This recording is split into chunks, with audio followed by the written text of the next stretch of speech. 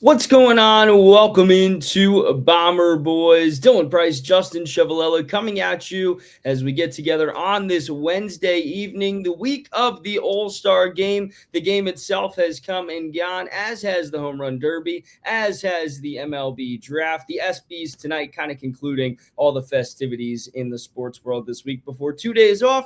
And then, well, the regular season resumes again this weekend.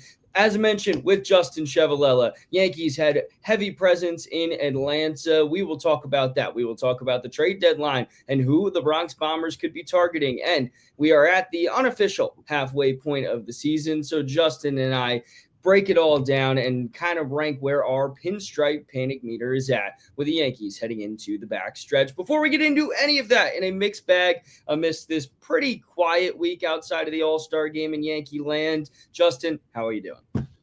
Can't complain. I mean, you said the Yankees had a heavy, amount of people down in Atlanta. We were in state college, right? So they got away, we got away. Now we're back in our respective places in New York, on Long Island for me, upstate for you. So unfortunately, that part's sad that our weekend had to come to an end, but certainly doing well on this Wednesday afternoon, evening now, I guess.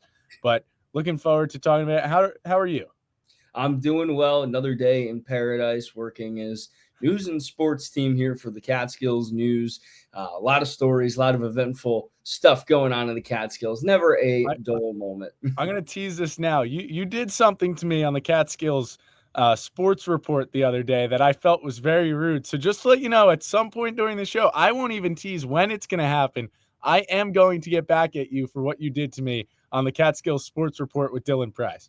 So, for reference, I had Justin blindly rank five New York Yankees. List included Jorge Posada, Andy Pettit. I'm trying to remember who else was on this list. Well, ultimately, he left 1 and 5 open. And, well, number one ended up being fan favorite Well, of I Bomber think Boys, Lyle Overbay. yeah, number 5, whoever, because you gave me someone else before that. That was like a who even is that at this point in Yankee history? I was like, he's got to give me Jeter or Mariano or one of the all time greats like Mantle or DiMaggio. Instead, I got Lyle Overbay. And hey, we're a big fan of Lyle Overbay. Lyle, if you're out there listening, we'd love Opening to have you on one day.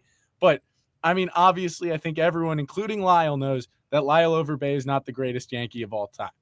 Well, speaking of greatest Yankees of all time, I guess I'll have to keep my eye out for whatever you make me blindly rank at some point in this show. Speaking of greatest Yankees of all time, speaking of greatest Yankees home run derby performances of all time, we saw actually, well, one of the worst ones in Yankees history, and maybe home run derby history as a whole. Jazz Chisholm Jr. campaigning to get into the derby. He wanted this moment bad. And then I don't know if Judge got in his head, if Boone got in his head, or Jazz just was there to be a showman. But he didn't really put on much of a show. In fact, it was the exact opposite. Jazz finishing last place in the entire home run derby with just 3 home runs. One of the worst performances, I'd say, in a home run derby in some time. Felt like he did absolutely nothing to change his swing to be competitive in this. And personally, I'm completely okay with that. Would I have liked to see Jazz, who I had in the final in my predictions, and maybe placed a shekel or two on, go to the final of the home run derby? Absolutely. Did he ultimately probably make the best decision for his long-term health and to this end of the season? Yes, he definitely did. But ultimately, Chisholm placing last in a home run derby. Big dumper, Cal Raleigh would win it. Before we talk about the derby itself, any thoughts on Jazz's performance? He was making Anthony Volpe proud. Look, I love Jazz. Don't get me wrong here. But I seriously question why even bother, right? Like why even sign up? Why go the, distance and plead your case to sign up and get into the All-Star or into the home run derby if you're not really going to try to hit the home runs, especially considering that the Major League Baseball All-Star week, when you think about it, is still one of the only watchable All-Star weeks that exist in professional sports. And then you have Jazz go out there and do what he did. It's like, oh, come on. And luckily, the rest of the derby made up for it. It was a fun finale, a fun finish to it all. But at the end of it, it's like, why? Like, Jazz, you're one of the biggest personalities in the game. And to go out just for that part of it, like that to me didn't make sense. That being said, am I mad that Jazz didn't want to screw up his swing? Absolutely not. Thankfully, he didn't. Well, we got to fingers crossed he didn't screw anything up. when he gets back out on the field later this week. But my only thing, and I'm not going to beat it, is just, well, why even bother? There was other guys that were, probably willing to do it. Maybe not. Maybe there wasn't because everyone's too scared of messing up their swing. But that's my question is why do it? Why go out? Luckily, he was just smiling the whole time. Judge was smiling. He went up to Boone afterwards and said, looks like I didn't screw up my swing. Well, you know what? Hey, if that's the big, momentum change the Yankees need going into the second half, I'll take it. But I do question, for the betterment of baseball overall, why even go out and do it? It didn't make a lot of sense, but it was a derby itself that really didn't make a lot of sense. Ultimately, Cal Raleigh and Brent Rooker coming down to 0.1 inches of a foot. I mean, that was the dumbest thing we've ever seen. It was like 0.001 hundredths of a difference between it, and it just felt like MLB was making a stat up to try to keep Big Dumper in. Speaking of that, like, just to go off of something I saw on Twitter, remember when Aaron Judge had that home run called foul in Tampa, and it was clearly a fair ball? You can measure down to whatever decimal place, and you couldn't figure out if Judge's ball in Tampa was fair or foul. Well, Like, that was because come it wasn't on. the guy they wanted to win the ultimate derby, and ultimately he did win it, taking down Junior Camarero in the final. O'Neal Cruz didn't kill a kid. That's a win. Although he might have taken his head off in the hotel lobby. I think Cruz ends up outside of Raleigh being the biggest star-ranking performance to come out of this. We all knew O'Neal Cruz was going to have the tailor-made swing, tailor-made athleticism, swing speed to make this a really fun derby. Did we think he'd hit a ball 513 feet? I don't know if anybody did, but it was damn impressive. Cal Raleigh, take nothing away from him, an impressive performance as well. I think that just kind of punctuates the first half of the season he had. I mean, any final thoughts on the derby outside of the stupid measurement error and ultimately O'Neal Cruz not committing any murder? That's a win. Yeah, I have a weird take on the derby. Obviously, I enjoyed watching it. O'Neal Cruz was fun to watch. He was my pick to win, so watching him go 513 was fun. But my take on the derby goes to the fans on Twitter. Why do we have to complain about everything? Who cares that they changed to a timed format instead of the swings? Yeah, was it a little bit more fun and easier to follow along? Absolutely. But at the same time, MLB saw something they thought was going to do better off for the players involved. And why go out and complain? Because now, if the complaints come in, it makes MLB All-Star Week look bad. And I just talked about how the NFL, they can't put together anything. The NHL finally had success this year, but it was via a four nations face-off. It wasn't really an all-star game. The NBA isn't even a game at this point. It's lob it from wherever and hope something comes. We finally have something. And like the slam dunk, talking about the NBA, the slam dunk contest is a bunch of no names at this point. And the 3-point contest remains pretty competitive, but that's about it. We have the one in baseball, we have the one singular thing, the one singular all-star event that everyone enjoys. Why do we have to go out and complain about it and ask for change? It was still fun to watch. It was an exciting finish. There were some big moments like the 513-foot home run, but why are we going out and complaining all of a sudden? If you wanted a better view of it, I texted Dylan, turn on ESPN2. It was a lot easier to watch. Yeah, it was the StatCast, so you had to deal with all the numbers, which I know a lot of people aren't a fan of in the Derby, but it was easier to watch. I thought the announcing was just as good, and it was an enjoyable experience that I watched all the way through, right? Why do we have to complain about something that's fun and something that's nice? I enjoyed it, and that's my take on it. I don't understand why every time something changes, there has to be all of these people going out and complaining. Was it enjoyable? Yes. And that's what matters. Well, like, just stop and let us have one thing before the rules change significantly and nobody wants to even participate in the home run derby. And we're talking about the derby being like the NBA All-Star weekend and those festivities. I don't understand it, but that's my take on it. It was fun to watch. Big stars involved too. In my opinion, there's some big names that still participated. Ronald Acuna was he was my winner. He had to, pull out because of his family, and Matt Olson, went and replaced him, which was a fun story for Atlanta. But, all around great event, had some fun watching it, and Cal Raleigh winning it. Hopefully that's the end of his home runs for the year. Raleigh definitely deserving it given the first half of the season he's had. Nice moment too with him having the switch hitting moment, and then also his dad and his brother being involved. It was a cool story. I agree with you, although I would like it to be known Justin was the world's biggest complainer in the first part of the Derby, just as I was. I had the wrong channel on. Camera angle, awful, awful, Yes. awful, awful on your main station. And I'm sorry. This has been a conversation that everybody's had on Twitter, and I am by no means dissing him as a broadcaster or as a personality, because when he used to host MLB Tonight, when he really does any studio work, he is amongst the best in the game.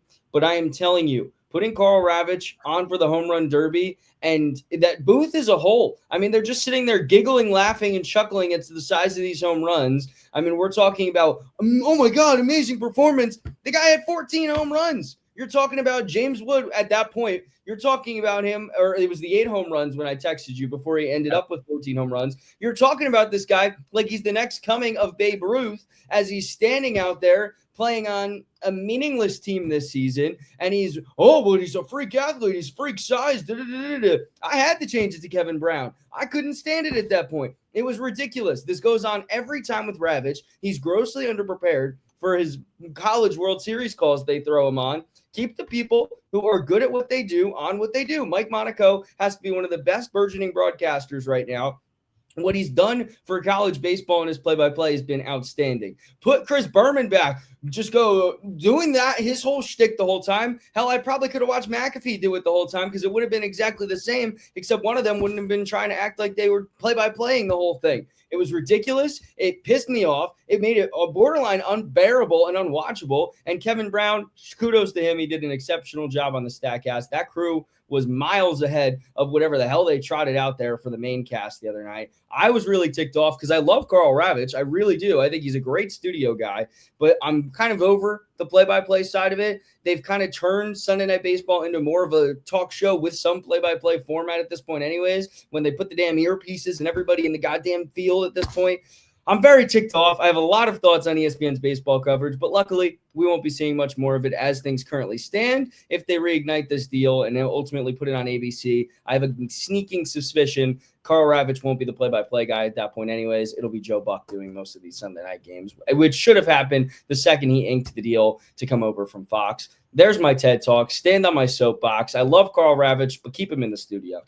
Yeah, I'm not going to fight you on that one. I'd agree that, and I think everyone would agree, and I have a feeling ESPN would even agree that their coverage over the last couple of, home run derbies has been rather poor compared to what happened in the past. And I think part of what happened and why it changed is because there's been such this emphasis on getting those numbers out there, getting, the distances, the exit velos, the amount of times I know I was on ESPN2 and the StatCast, version of it.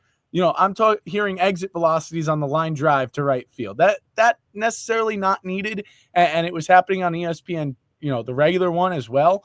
But to me, the broadcast certainly could have used some help. But at the end of the day, where I was going was more the event itself. They need to stop complaining about that. Complain about the broadcast all you want. You're paying for these products. You're paying these networks and probably had to go watch it on ESPN Plus or something, whatever the case is, every right to complain there. But I think the event as a whole was fun. You're not wrong on the broadcasting aspect. I think it left a lot to be wanted. And I think it's certainly going to be interesting over these next couple of years how things might change and might develop as this new contract gets sorted out. Looked like NBC was going to take Sunday night. All of a sudden, ESPN realizes we can't not be baseball coverage because the summer is so slow. So it's going to be interesting the next couple of years to see what goes on, but it definitely lacked what it really needed. And, maybe we were spoiled. Maybe, Chris Berman's the best that's ever called a home run derby. I don't think anyone would say otherwise. And that's how we remember the derbies with us growing up. And he was ready to go off of them, or, ESPN was ready to move on from him. But besides the fact, Ravech, you can have him on play-by-play, but, to a certain extent, I still think Monaco should be doing the big games in the College World Series, but I digress from that point here on this Yankee show.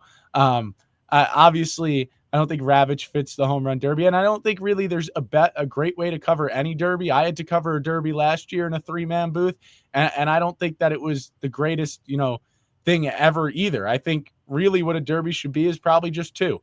And then obviously, a sideline or two sidelines to get the interviews from the players. But it's still all developing when you think about the whole broadcasting realm of sports. As much as we think it's been around for years and for decades, and it has been, but in a sense, there's been so much new technology. They're still trying to work with it, and they're still trying to find what's right and what's wrong. And I think, unfortunately, it was highlighted in this instance as, the bad of broadcasting, but I don't think it stays that way for a while. I just think this year and last year were unfortunate developments from the too much. Sometimes we take things too far, and simple's the right answer. And I think sometimes you get away from that, not just in broadcasting, really all around. And I think that may have been what's plagued ESPN the last couple of years with the Derby. And maybe we're really spoiled by Fox too and what they did, but that's also, I think, what left a bad taste in my mouth, because Joe Davis and that booth did a great job. And then I'd also add in that I liked the way they did their sidelines. It wasn't like you sat there with them the entire time and sat in the dugout conversating and delaying the Derby. In this case, for the swing off, it was, and I get it, it's a different moment. It's the end of the game. You want to just get it done with and have the big moment feel kind of the whole thing. But I thought Davis and Smoltz told that story perfectly. And then you've got Rosenthal and Verducci standing there. Just one quick question, hype them up, pat on the back, they go out there. I understand that can't be how you do an entire 2.5 hour broadcast, but maybe you take some notes from what Fox did. So I think there's a world of ways to go. I can't imagine having to do it in Carl Ravage's defense. But I just think how they've presented baseball tonight, it's no shock that there's kind of a disconnect between the viewers and ESPN at this point in their baseball coverage. And I think that was pretty apparent in just about every facet in the home run derby. But the rules itself, to go back to your initial point here before we go to the All-Star game, people just look for a reason to complain about everything. It's what killed the slam dunk contest. It's what could kill the home run derby. And it's what's killed a lot of pretty much good to solid middle of the road all-star events. Like, I think the Pro Bowl, I liked the Pro Bowl. I always thought it was solid. I think once you got into the drafts with the legends, it was really good. Thought that was a good product for a couple years, and then the people just didn't really want to play, risk the injury. I get that too, but ultimately it was fans complaining just as much about the product on the field, and that's kind of where we're at. Not much more to say than that. Let's talk about the game itself. I mean, it was a really, I thought, pretty good game. Great comeback from the American League. Schwarber winning the MVP, winning the swing off. That was an incredible moment. That will be the moment that everyone remembers from this All-Star game. I thought it was a really well-done production. I mean, that was a game that felt like it was treated the way it was supposed to be treated. They had the big game feel, as it seemingly does every year. Davis and Smoltz do an exceptional job on the call. The game itself felt fun. Everybody was loose. Everyone was having a good time. But at the end, it got competitive. And it got in the kind of nature you want in a game like this. When there's nothing on the line, you still want people taking every moment and making this worth watching. And I felt like everybody did exactly that. I don't know what kind of thoughts you have on it, but I thought it was really, really well done.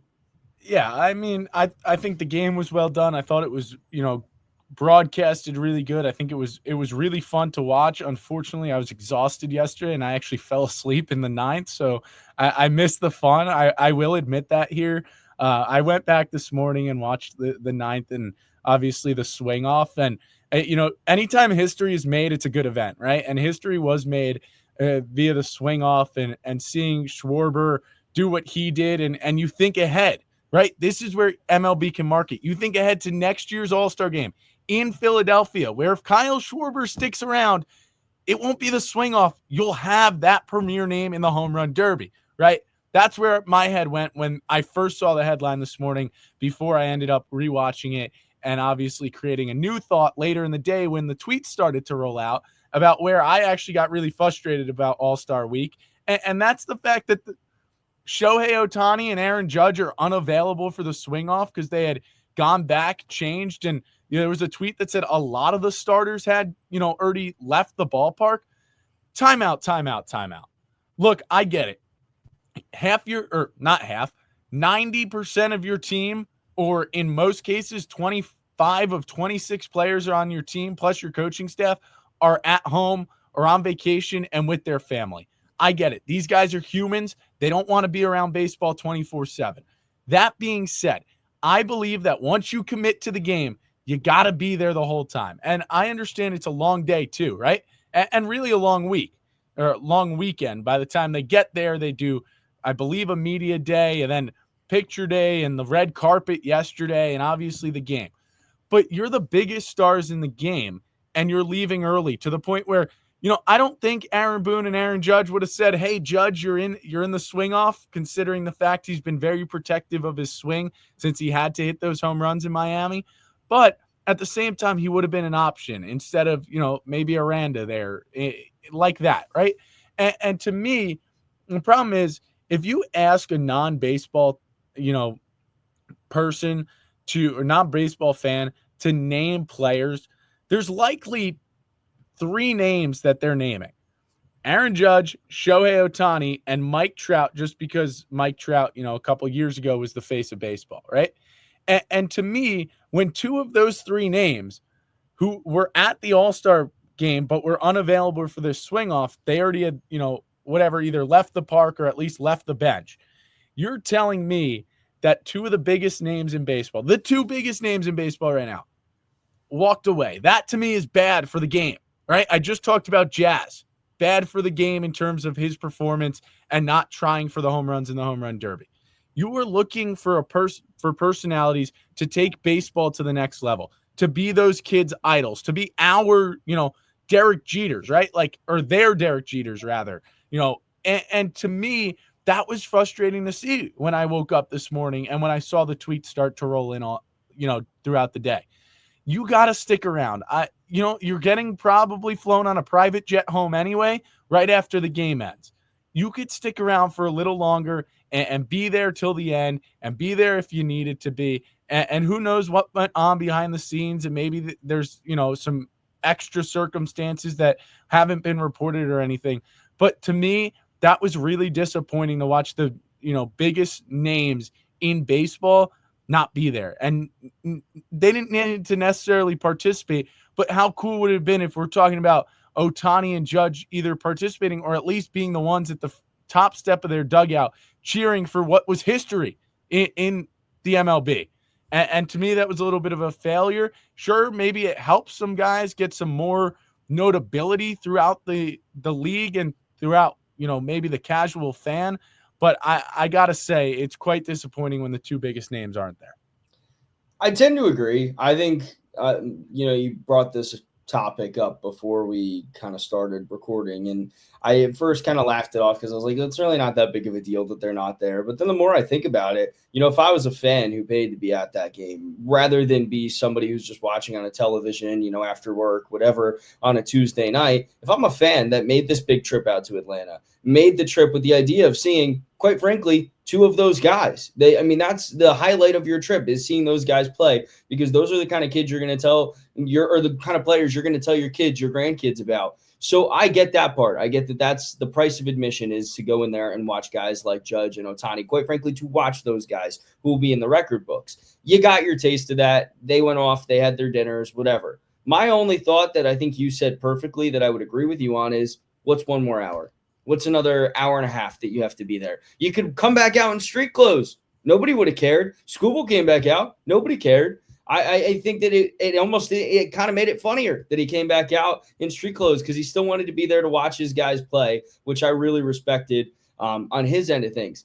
I understand in Ohtani and Judge's case, new families, want to get out of there, spend some time with your family, because you only have such a short break at this point. There are also 2 teams and 2 players who figured to be playing deep into October. I'm never going to fault somebody for that. The only thing that I would say is you do have to think about the fans here that paid to watch you play. And maybe Judge and, like you said, Judge and Ohtani wouldn't have been in the swing off, but at least to be there supporting your guys in this big moment would have been pretty cool. I think it could have been even cooler. I expected it to be Judge. I expected Boone to say Judge is going to round us out, and vice versa. Ohtani's going to finish it off on that end. It's not like it was a murderer's row lineup on either side. And you still had, like you said, a star-making moment, if there wasn't already one, in Schwarber, and some nice performances there, from Brent Rooker, and you got to see Stowers, and that was a nice moment for him on a national stage. But I think it was just one of those things where in the game's biggest game, in the Midsummer Classic, in one moment all season where every baseball fan, for the most part, is watching, your 2 biggest stars were nowhere to be seen. It's definitely disappointing. I don't want to, like you said, there might have been extenuating circumstances. They might have just wanted to spend time with their family. I get all that, but ultimately, it's another hour and a half. It's another 2 hours. You, like you said, private jet. You got more money than you know what to do with. You can go rent out a whole restaurant for everybody if you wanted to have dinner. At the end of the day, stay for the extra 2 hours. It might not mean anything to you. It might not mean anything to your teammates, but it sure as hell was going to mean something to the little kid in a Yankees jersey in the front row or a little kid in an Ohtani jersey in the front row. So that's just the take on that. It's a pretty complaining show today for a show I thought was going to be relatively positive, talking about the break, whatever. This is a pretty complaining show. I was going to say, especially considering like when you look at the week as a whole, like, we enjoyed the home run derby. We enjoyed the All-Star game, but unfortunately sometimes these big stories take it. And, I think, we went into the broadcasting aspect of it a little bit because that's our nature. We don't just watch it for, the sport itself anymore. We watch it partially because of the broadcasting aspect of it too. So I think we did probably complain a little bit more, but I think the general sum is it was a good, a fun home run derby, a game that came down to something we haven't seen before. We should be sitting here. We should be smiling. Unfortunately, the Yankees had a bad showing in Atlanta. Carlos Rodon had a scoreless inning. Judge didn't do too great. Did they end up ruling that a hit or an error for Jazz when it hit off the first baseman? Can't remember off the top of my head what they ended up calling it for Jazz, but it was a fun time. As much as we are complaining, they called it an error. So as much as we're complaining, it was fun. We enjoyed it. We were texting back and forth through the whole thing. And obviously you look forward to next year's who might be that Pete Crow Armstrong of next year. That's, I thought one of the most fun interviews throughout the entire thing. And I think that's another thing that we probably forgot to talk about. As much as we're talking about the two biggest stars, so many more were marketed during the game with those interviews and all that. And I think that's good for the game. And I think as a fan, I enjoyed learning more. I think Pete Crow Armstrong had one of the coolest quotes, that I've ever heard a professional, player say, especially in a mid-game interview. It was Davis asking, or Smoltz, one of the two asking, what do you say to the kids that want to be like you? And Pete Crow Armstrong comes out and says, don't. I'm summarizing here, but it was basically don't. You're unique, you're different, be yourself. That's why I'm here. I didn't try to be someone else. I tried to be Pete Crow Armstrong. And that was, fun to see that type of side from the player. So as much as there's been complaining, it really was a fun time overall. And I think there was a lot of good light shed on some players who, might not get as much light shed on them as they should be, playing in some smaller markets that aren't New York or Los Angeles. I completely agree. I think this is what this game needs to be meant for. It's supposed to be a star-making performance, a star-making experience. And I think that's one of those things that we've seen in recent years, with guys like show up in the Derby and have their statement-making moment, or, a big hit in the Midsummer Classic, but also these interviews. This is a prime moment for them on national television to kind of tell their story. And I love the way Fox has done it. I love the way that, they've taken advantage of the fact that it truly is an exhibition. Highlight your stars, especially the ones, like you said, that don't get as much shine in the mid-markets and the smaller markets. I love that interview with Wilson at short, have his dad involved in it. That was an incredible moment. I think that was just such a cool way to sum up this week and kind of these events. You have the Futures game, the Celebrity game. Bryan Cranston got thrown out at one point. All these kids. DC mash that homer. And you have all these kids, though, in the Futures game who get their moment. And obviously, the celebrities, you get their moment. And then you also obviously have the opportunity for a lot of these guys to get drafted and be out there in Atlanta if they so chose. And then the game itself, the Derby, always a good time for the families, for the kids, for everyone involved. So as much as we complain, whine, and bitch, it was a great event, and I think we're both pretty happy to have enjoyed it. I'm going to enjoy the ESPYs tonight and Shane Gillis, a great cap off to this kind of like highlight of sports week.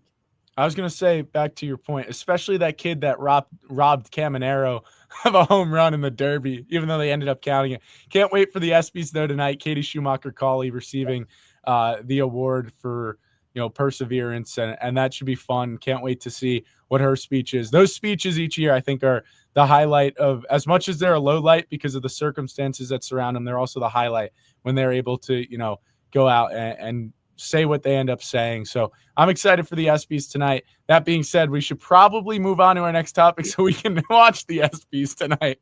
That's a very, very good point. All right, this week's Pinstripe Panic Meter.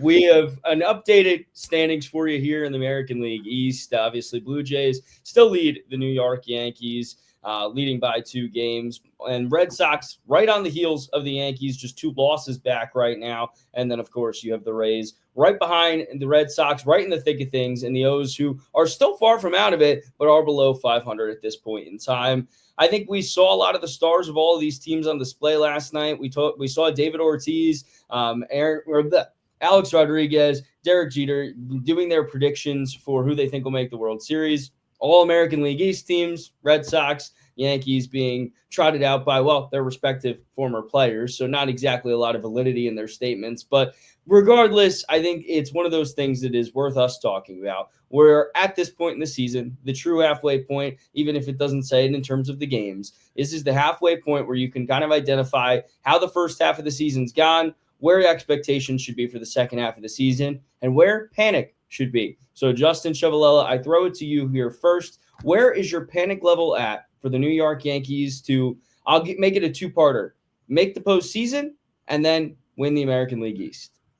To make the postseason, it's low. It's never going to be 0 because you don't know what could happen, especially with, some teams getting hot at the right time. I mean, two of the teams I think of when I think about getting hot at the right time are in the division, the Blue Jays and the Red Sox. But you also think, I got to pull up the standings real quick, but last time I had checked the wild card standings, it was basically all run by the American League East, and I can't imagine much has changed since there haven't been that many games played since we last had our show. In fact, it's the Yankees, it's the Red Sox, and then it's the Mariners with Tampa right out. So I don't really have a concern level of the Yankees making the postseason. Just to throw a number out there, I'm going to say a 2. It can't be 0. 1 seems like too easy, so let's go with a 2 because you never know. 1 injury. We saw it, with Judge in LA a couple seasons ago, and we always reference that.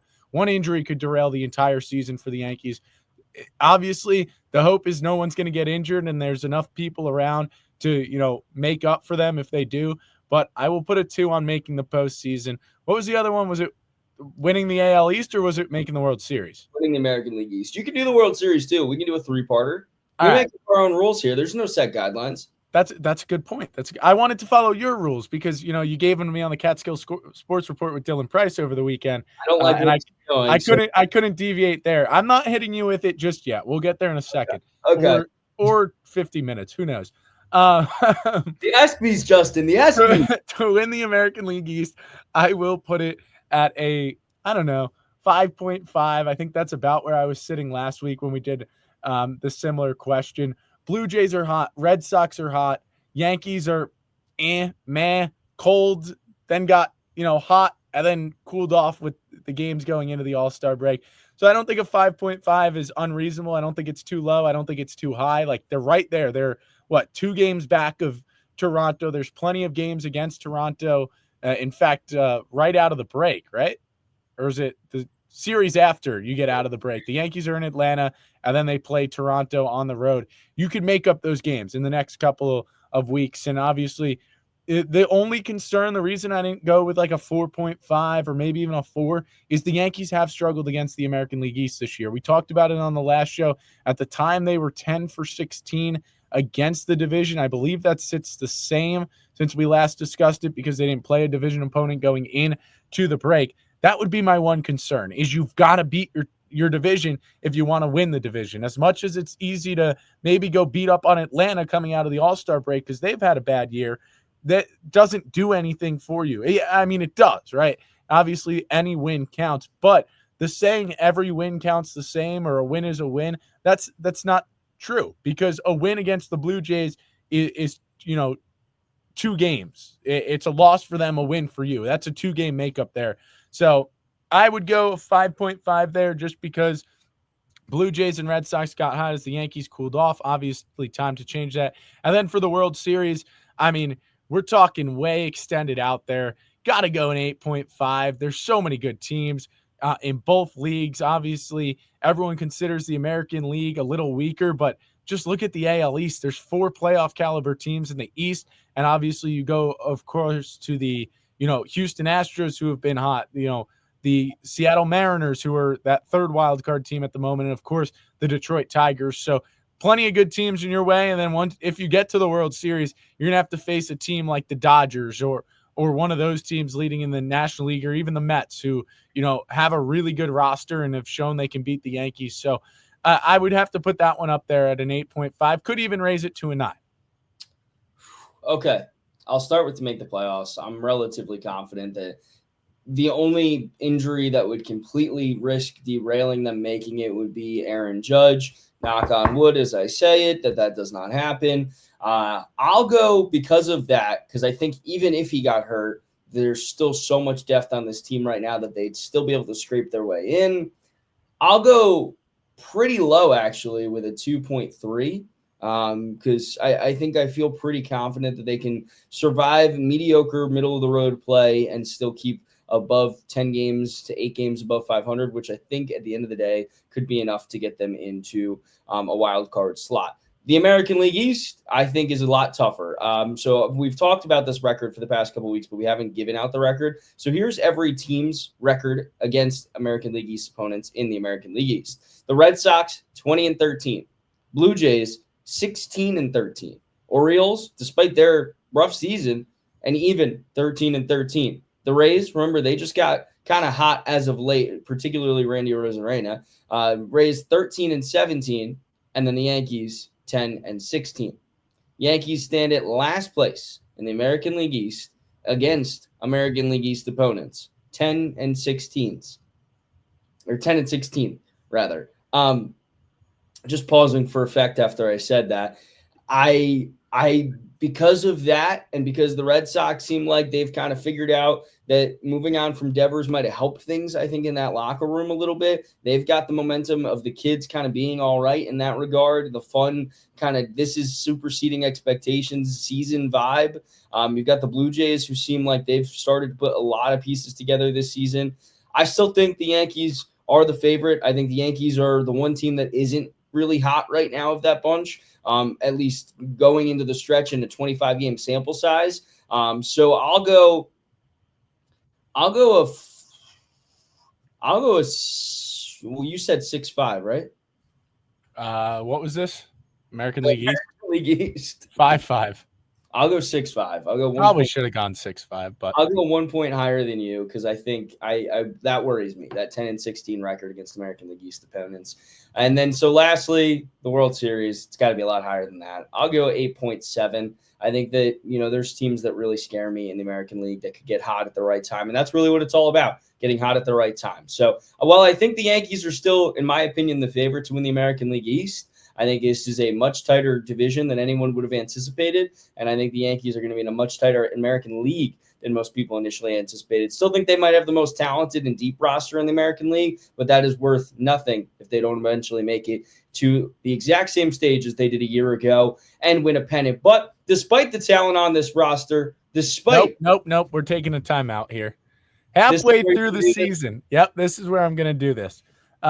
Halfway through the season, we have seen some players perform to expectations, some go over expectations, obviously some below. So I'm going to give you 5 Yankees to blind rank in terms of their first half of the season performance. Again, this is because Dylan did this to me on his talk show, the Catskill Sports Report with Dylan Price, which is 9 to 10 a.m. on Saturdays. Thanks for the plug. Yeah, I'm trying to help you out a little. 94.9. Anyways, yes, I did this to Justin the other day. Lyle Overbay. All right, here are your names. Yes. All right. I am first half of the season performance, right? Yes. First half ranked. I would like that known for whenever Justin ultimately clips this and makes me look like an idiot. This was blind ranking. Go. All right. I am going to start out with Cody Bellinger. I feel like that's a solid. You're going to have somebody else. You're going to try to trick me. But I feel pretty good putting him at 3. At 3. All right. So you're He's expecting had a really good season, but I'm thinking you're going to throw one really good player again at me that's had a better season than me. Honestly, I almost put him at 2, but I'll put him at 3. I was going to say, honestly, I would put him at 2 if I, was ranking the whole roster, but then I remembered the pitching staff also exists. because I was only looking at the hitters originally. Okay. Next one. Who shall I go with? How about You we didn't have to go? it already? No, of course not. How about we go with Will Warren? I'm going to save 5, so 4. I like what Will's done. Obviously, this is a Will Warren fan club podcast, especially because I think he's been given a good leash this season to see what he can be. But I'm not going to go 5 because I know you're going to have somebody really bad in a little while to try to trick me. So I'm going to play it safe. Will Warren is 4. So right now I have my 3 in Belly, 4 in Warren. I'm going to tie your hands up right here. Austin Wells. Mother.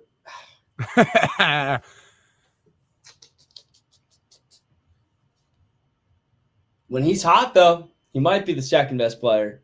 I'm gonna have to put him at 5. He's not had a better season than Will Warren. Oh no, he has had a better season than Will Warren, but I already used 4. 5. It's not that big of a disparity. I could name Anthony Volpe and Oswald Peraza right now, and you'd have to put them 1 and 2. But for the sake of my journalistic integrity, Max Fried. 2. All right. Well, 1. I'll save it. 1. I'll save it. All right. Who do I go with here? Anthony. Nah. How about good old Jason Dominguez? 2. I don't hate the list. I was gonna be harsher to you, but I really didn't want to. I tried to play it so safe that it was going to be tough, but that also could have pigeonholed me at the end. I appreciate you being kind. So my list then is Fried, Dominguez, Bellinger, Warren, Wells. I like that list. I would probably only switch Bellinger and Dominguez. I might even switch Warren and Wells, but that's splitting hairs, kind of like putting them 4 or 5. So I don't hate that. Warren leaves a bad taste in the mouth because the last couple starts, he's kind of gone the wrong way, and Wells is going up. So yeah, I guess I could also end up seeing myself switching those. But I think all around, a pretty good list that you compiled. You can move on to whatever you were going to say next. Trade deadline targets, because the Yankees, despite having a lot of talent, as we just ran through, because I do still think those are guys who have all contributed in a meaningful way this season, they have holes on the roster. We've talked about them for weeks. It's time we finally talk about some more specific names and not just Eugenio Suarez and the field. So before we still have one more week to talk about it before the deadline itself. But talking about some of these targets, I think it's pretty clear the Yankees have a hole at third base. With them moving Chisholm over, it's about as clear as day that they are going to target a third baseman. Who that is going to be? Well, everybody and their mother wants it to be Suarez. On the season, a 320 on base percentage, 250 average, 31 home runs, 87 hits on the season, 78 runs driven home, and an 889 OPS. A guy who's a now 2-time All-Star in his career, 33. He is ultimately in a contract year, so his salary hit isn't going to take too much up on the books here. Really is a moot point because of that. Doesn't necessarily feel like they're going to have to burn the entire farm system to get him, but he is, I would say, one of, if not the most coveted bat on the trade market right now. So Suarez is the top candidate. I'll quickly give you the stats of the 3 other guys at third base before I ask who you think it would be right now if I had to pull the trigger here. 212 average for Ryan McMahon, 13 home runs, 28 ribbies, 308 on base percentage, and a 683 OPS. So a big drop off, but again, Rockies have been one of the worst 2 teams in baseball this season. So sometimes guys just need to change of pace. Ke'Bryan Hayes, who is definitely more of a defensive weapon. And I think that still his average is better. It is 238 than Ryan McMahon. Is on base percentage less, 284. A guy who steals bases, 10 on the season. I think he feels more like, along with Yohan Moncada, who is batting 326 on base percentage, 231 average, 7 home runs, and Moncada only 117 plate appearances, though 36 games played on the season. So a small sample size from him. I think Hayes and Moncada are clearly the worst case scenario third base additions. I wouldn't even say Hayes is the worst case. I think that's just the worst of these options. There. I would say they're the far and away worst of the options I named. I think McMahon getting a change of scenery, plus he brings a better about the same glove as Hayes, and with a little bit more pop in the bat with the short perch. Far and away, I would say Suarez is the best option at third base of the four that I named there. But clearly, Justin is going to be the contrarian here. I would have it Suarez, McMahon, Hayes, Moncada in the exact order I have them listed on the ticker below. What's your contrary belief? You're going to have Hayes too? I'm going to have Suarez, Moncada, Hayes, McMahon. So here's my reasoning, right? There's some reason. Obviously, Suarez is the best. 250 average, 31 homers, 78 runs batted in. His batting average has risen significantly. Let me go to my number 2 in Yoan Moncada. Look, I understand that he hasn't been anything compared to what he was supposed to be when he signed, out of Cuba, and everyone expected him to be the next big thing. But this year, you listed the batting average at 231. He's got a 326 on base percentage, 479 slugging, 7 homers, 21 runs batted in, and he's a switch hitter to help the Yankees out in both situations. A guy that, is 1 year removed from batting 275, and a year before that was batting 260, right? This is a guy that's shown it at times, obviously nothing compared to, again, what the expectations were placed on him. It kind of, in a way, sounds like Anthony Volpe. He produces at times and other times maybe not, and he's a pretty good, in my opinion, defensively minded third baseman. Not the best by any means, but he's not going to hurt the Yankees compared to what they have right now. Now, I go to Ryan McMahon next because I think you're surprised really with me putting McMahon fourth. And I should have just gone in order and gone Hayes third, but I wanted to hit on McMahon first. You and I have been big fans of Ryan McMahon since last year's trade deadline, really, when you think about it. But he's honestly been relatively disappointing when you think about it this year. And he leads the league in strikeouts, 121. I believe that is what the bold-faced, lettering means on Baseball Reference. I believe that means you lead the league. That is not good. The Yankees do not need another big strikeout guy in their lineup, especially a guy who's not producing when he's, whenever he's not striking out. It's 212 with a 308 on base percentage, 376 slugging. And that slugging, it's on pace with, actually, it's the lowest of his career since 2018 when he also had a 376. He feels like a guy that peaked, and the Rockies could have gotten something from him a year or two ago, but not at this point anymore. And I don't think the Yankees should, shell out prospects for him, especially since he's more of a utility guy than he is a strict third baseman. And I obviously have concerns with that. And now I go to Hayes.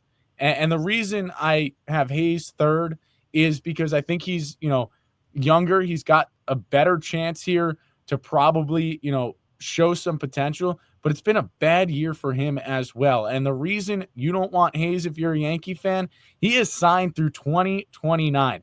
That's a logjam if you go get Ke'Bryan Hayes. When everyone's talking about George Lombard Jr. coming up in a year or two, and some of the other prospects in the minor league system, you don't want Ke'Bryan Hayes to hog up a spot in your infield. And to me, that right away is enough to honestly maybe even shift him down to 4 and put McMahon 3. I don't think the Yankees should go out and get Ke'Bryan Hayes because of that, sole purpose or point of the fact that it's a long contract. I mean, they signed him for 8 years, 7 years, a couple of years ago, and he hasn't lived up to that contract, and he takes up a lot of cap.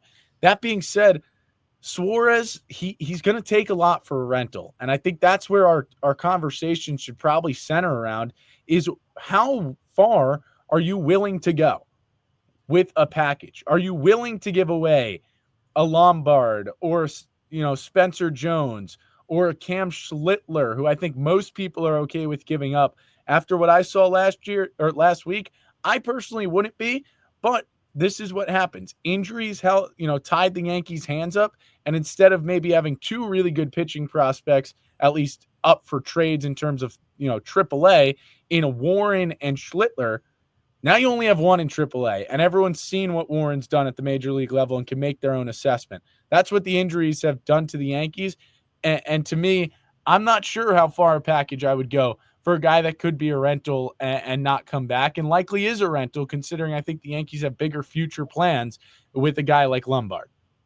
To me, Moncada and McMahon, I think, is really splitting hairs in that regard. I think, Hayes, you make a very good point on the control. I also think you could make the same case that if he plays really well in this back end of the season with a contending team and not in Pittsburgh, he could be a trade target in the offseason, regardless of whether you win a pennant, a World Series, or don't make the playoffs. He could still, if he plays well individually, be a prime trade target for another team, especially to clear up a logjam. You also don't know if Lombard will be on some timetable to make it next year. You don't know what third base could look like. So it could be the safest. That's part of my thing. And then obviously McMahon has been long coveted. And if I'm being realistic, I think he's the second option for the Yankees because I think he was probably maybe you bring him in and Jazz last year, but there was a logjam in that regard with Torres. Now feels like the offseason they would do it if they swing and miss on Suarez. The reason I would be okay giving up Schlittler for Suarez is it also would have to include other guys in the package. To me, it would not be Jones and Lombard. I think you have to include Zach Gallen in that package. Gallen is with the team in this scenario through 2026, so you know you're going to have a guy for the following year. He is having, I would say, the worst season of his career. I don't think there's a debate in that this season. He's pitched 115 innings. He's allowed a 5.4 flat ERA in that span with 110 strikeouts. He's pitched spotty as of late as well. He got tagged for 6 runs against the Angels and 5 against the White Sox, but against the Padres and against the Giants, he had 2 pretty solid outings to round out his first half of the season. To me, you could get a guy there who's a little bit older, pretty solid pitcher when he's at his peak, and pair him with Suarez, a guy who would shore up your third base and defensively is also underrated in that regard. We saw that play he made last night. You can get that, and if you have to give up Schlittler, so be it. It sucks. If Gallen can turn the ship around, well, then great. You now have too many arms for your starting rotation heading into next season, whereas yeah, Schlittler could be the guy for the future, and it sucks because you don't know fully what you're going to have with him, and you're kind of starting to see what you might have right now, at least with Will Warren. But Clark Schmidt didn't look great in his first taste of Major League Baseball time either. He figured it out to be a more than competent starter at the bigs, and competent almost feels like an understatement for what he was able to produce. So in terms of what they could get, I think you'd have to include Gallen if you're going to give up Schlittler, and that's still not, I mean, Schlittler and then some you're going to have to put into this deal to get them both. But this feels like do or die for the Yankees. You want to build a well-rounded, the most well-rounded roster you can, despite losing your ace in Cole and one of your top arms in your rotation in Schmidt for the season.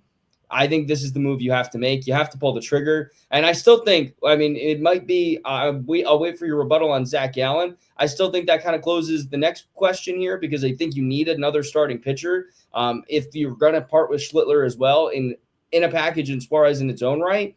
But also because Stroman, we don't know when he's eventually going to bottom out completely. Right now, it's been towing the line and one strong outing, but when will the brakes fall off with Stroman again? So my take is go with pretty much anybody but Jones and Lombard, maybe not Arias. And if it means you come back with Suarez and Gallen, that's a good line to cast out. I'm kind of in the same boat. I love Cam Schlittler, but if you said it best, if you are going to get rid of Cam Schlittler, you better be getting a starter in return. And I believe you need a starter anyway when you look at it because there's a couple reasons. One, the injuries continue to pile up for the Yankees.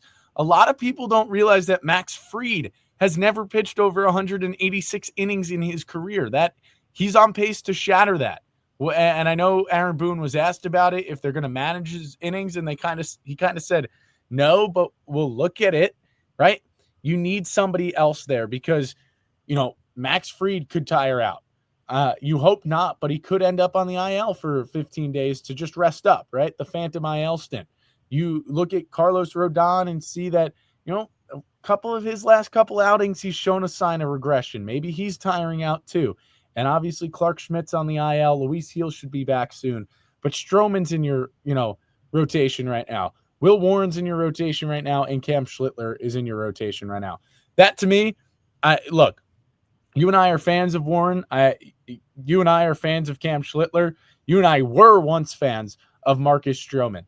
That being said, those are not 3 guys that are going to win you games in the postseason, specifically against, the top, guys. You might get away with it in the first round, but once you get on to the ALDS and the CS and the World Series, those guys are not going to be winning you games. And I know Zach Gallen said, what was that? In the pen, they're probably not going to pitch at all. They'll get in the Stroman territory. Yeah, you could have I would imagine you see Will Warren out in the pen during the postseason to eat some innings, maybe, but he's a young guy that hasn't pitched too many innings in his career. This is all stuff you have to watch out for. Yeah, Zach Gallen hasn't had the greatest year for Arizona compared to his last couple, but Matt Blake, he's pretty dang good with pitchers, right? So that to me is something to watch out for. Obviously, Merrill Kelly with Arizona as well is something to watch. But you said it best. If you're going to part ways with Schlittler, you got to have a major league starting pitcher coming back, and it's not enough that Luis Gil's coming back in a couple of weeks, maybe a month. Hopefully, it's just not enough, and that's the simple matter of it. And if you could, in some way, shape, or form, come back with Suarez and Gallen and retain Schlittler, and Schlittler gets his shot to kind of rotate in here, and you could eventually see a rotation with Heel and Gallen now in with it, and Schlittler being the fifth guy in that group instead of Warren or Stroman, and moving Warren to the pen, that could be a dream world. Unfortunately, we don't live in that. I think one of Warren or Schlittler would have to go to get a guy like Gallen, who's been one of the best pitchers in that division for some time now, except this season. And also, I'll add in, Gallen does have World Series experience. So if they were to get to that stage and pitch in the postseason, Gallen's been there. He's been on the biggest stage, and he's handled the moment. So outside of that, obviously, you need another reliever, maybe two. I think two. I think maybe signing David Robertson and still adding two more could be a great play for the New York Yankees, who are rumored to have interest in a longtime Yankees fan favorite to retain his services, bring him back for one last dance. Big names, obviously, on the bottom of that ticker. You have to talk about Yohan Duran, who has a 1.66 ERA on the season, 15 saves. He pitches for Minnesota, a team that is 2 games under 500 and 4 games out of the AL's division. So that's conversation in that regard of whether they'd make the move. Emmanuel Clase is definitely a guy who I think you and I would both like to see be added to the team if he could. 20 saves, 2.91 ERA, not having his best season, but certainly a arm who's more than capable of doing very, very well in the postseason. And he might not have to be the closer. That could be Weaver. That could be Williams. But it would definitely be a high leverage arm you could trust. Duran would be my top choice. I think there's going to be names that aren't even on that ticker. Bednar's on there, but kind of in a potential package with Hayes. Doesn't necessarily light the world on fire for me. There's Bird. He's been in the conversations as well. Probably missed him on the ticker, but I think it's whether it's one of these guys on the ticker, whether it's two guys we're not even thinking about, the Yankees need to go out and add not one, but I think 2 high leverage relievers in this trade deadline. Do you consider David Robertson high leverage? Because that's where I think the Yankees are going to get at least one of those 2 pitchers. I agree with you. I think they need 2, bullpen arms. We talked about David Robertson on the last show, and it came out the other day that he's going to throw for major league teams. That includes the Yankees, the Mets, and I believe the Phils are there as well, and some others, obviously. He's going to throw for them. It was either this week or next week, and then try to make a decision. A guy that's been around the Yankees multiple times. I think he's given us one of our most fun moments that, we can remember. You think about, obviously, Brett Gardner hitting the dugout with the bat, but you also think about David Robertson against the Tigers storming in from the bullpen like a madman. So obviously I think we'd all like a reunion there, but I don't see them getting any of those guys on the bottom, Clase, Duran, or Bednar. I think they go with some, a couple smaller arms like Robertson and maybe, someone else that's smaller in a different team and just trying to work it that way. I don't think they're willing to give up too much for a reliever because they did that with Devin Williams and it backfired. And it hasn't backfired. Sorry. I'll throw my hands up and say I'm wrong there. It was a rough start, and he's obviously turned it around since then. I think it's a 2.84 ERA since that really bad start to his season, and it's been impressive, all things considered. But I think the Yankees go smaller arms like they normally do. I gave you those stats on the last show about the recent relief pitchers at the deadline. None of them have really worked out long-term for the New York Yankees, but at the end of it, you need to go get 2 arms. I think ideally, if we're talking about trade deadline, it's the third baseman, it's the starting pitcher, and it's 2 relief arms. And in the process, Oswald Peraza is either he should be an odd man out. He shouldn't have a spot on the major league roster. And I think Marcus Stroman probably fits that as well, unless the Yankees see something in Stroman over his last couple starts here, just getting those starts after his rehab. But I think that, those 4 coming in, and at minimum, obviously you'll need more than that, but those 2 leaving would be an ideal situation for the Yankees. My quick prediction before we round out the show, I think they do get Suarez. I think they covet him. I think they're going to get him one way or another. I think they get one of Gallen and Kelly in that deal as well. And then I think they get Bird. I think that's the arm they get as a reliever, a guy who's kind of tapered off in this tail end of the first half of the season, a 3.62 ERA now, but still has good stuff. And I think they go out and they get another arm. That might even be David Robertson. I think Bednar is a shout too. I could see if they make a trade for him, that's where I think Oswald Peraza could go. I think you see him go to Pittsburgh and they might move Hayes in a separate deal. And I think Peraza would be kind of the centerpiece of a trade for Bednar. And then for Arizona, I think Schlittler would have to be at the top of the list, and I think there's quite a few other guys in the organization that they would have to part with. I think you're talking about 3 top 15 prospects. You can comb through it and guess who those guys might be, but ultimately, it seems like they're going to strike, and if they do, they're going to do it in a big way, but it seems like you said, the bullpen doesn't necessarily seem like where they're going to be. Do you have a quick prediction? We'll do them next week in more depth, but I think they get Suarez. I think they covet him, and I think one of the 2 other arms from Arizona for sure heads with him. I think they get Suarez. I kind of am in the same boat with you. I think they get, Suarez and one of those pitchers. I'm going to say Zach Gallen because I feel like that name's been floated more than not. Is Gallen a lefty though? Isn't he a lefty? Or am I wrong here?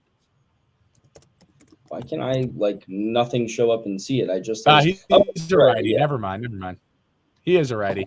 I was just going to say that's too many lefties, with Fried, Rodon, if that was your top 3. But he's a righty, so I think that would be a good move there. I agree. Schlittler's gone if that deal is made. I think the Yankees should keep, Lombard and Spencer Jones unless a big star becomes available. And, the fun conversation is, could Jose Ramirez, like someone like that? I heard that one floated on the Michael Kay show. Like if that's there, then okay. You don't necessarily need Jones and Lombard. I think you got to keep at least one of them. But, if that happens, that happens. But Suarez and Gallen, I think David Robertson, and I don't even have a name for a reliever. I think it's going to be somebody that we haven't talked about, that no one's talking about, that they're just going to hope, kind of hits, gold. They hit gold or, diamond, whatever you want to say for the saying. But that's how I think it goes. I think 3 of the 4 we're on the same page at. And the 4th one, I'm not even going to throw a name out.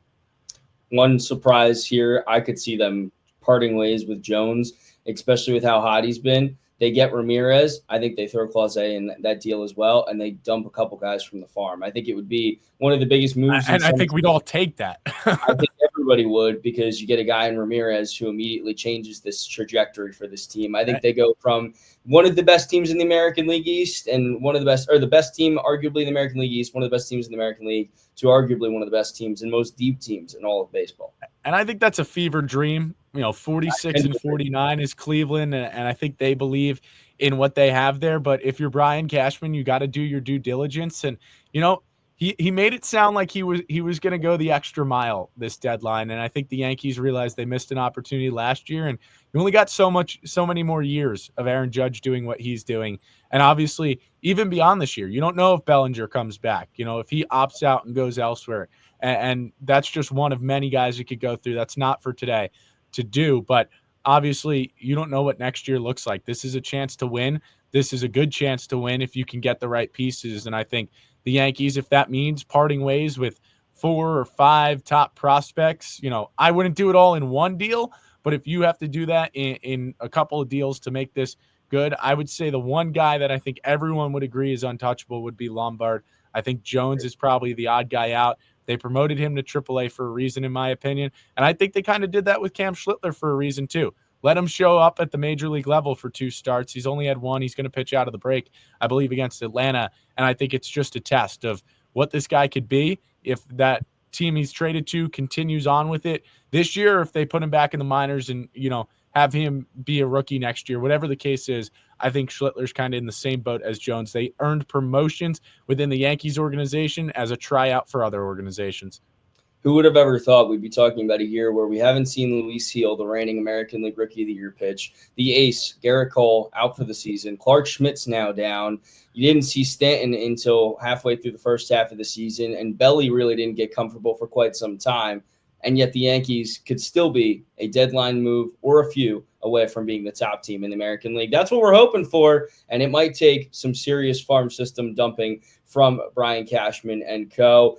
Deadline still a couple weeks away, still about 15 days away from a big-time weekend, big-time in the baseball world. It's going to be exciting. We will be there with you for it all. It's going to be a pretty much one of the most consequential deadlines, I'd say, for the Yankees in some time, because they've got a hole at the hot corner, some holes in the bullpen, and they need to be filled. And it can't just be with internal guys coming back or coming up from the minors or just out in front of us, whatever shtick they're going to parade around if they don't end up making a big move. Justin, any final thoughts before we round out this week's episode? I don't want to blind rank anybody else. We both want SPs, but any final thoughts on what should be a great SPs night and a great conclusion to the All-Star break? Yeah, can you do me a favor? Is there a way for you to remove our names? Because I'm struggling here right now. And I'm going to use some props here that are behind me. I'm hoping Brian Cashman makes us feel this way, as in the smiley face painted on the door, and not this way, as in how I look really mad in my football picture from senior year. That's where I'm going with this one. It's a fun time, and I'm hoping we've got a lot of these smiles coming our way. Yep, new backdrop. Had to use it today. Had to reference it. I don't know if I'll have it next time, but Shane Gillis, please do a hell of a job as the SB's host, because otherwise Justin Chevrolet is going to start putting his application in, because in his mind, he thinks he should be hosting the SBs. Justin, any fun plans coming up, or just another life or another day in paradise? No, my next fun plan will be doing this show next week. As always, thank you for hanging with us every week on Bomber Boys. Follow us on Instagram, Twitter, X, whatever you want to call it, at Bomber Boys Pod. Subscribe to our YouTube at Bomber Boys Podcast, and follow us on Spotify, Bomber Boys Podcast. For my good friend and I guess amateur stand-up comedian, Justin Chevrolet. Well, I'm sitting down. I ain't standing up. I'm Dylan Price, wherever you are, wherever it may be. Thanks for hanging with us.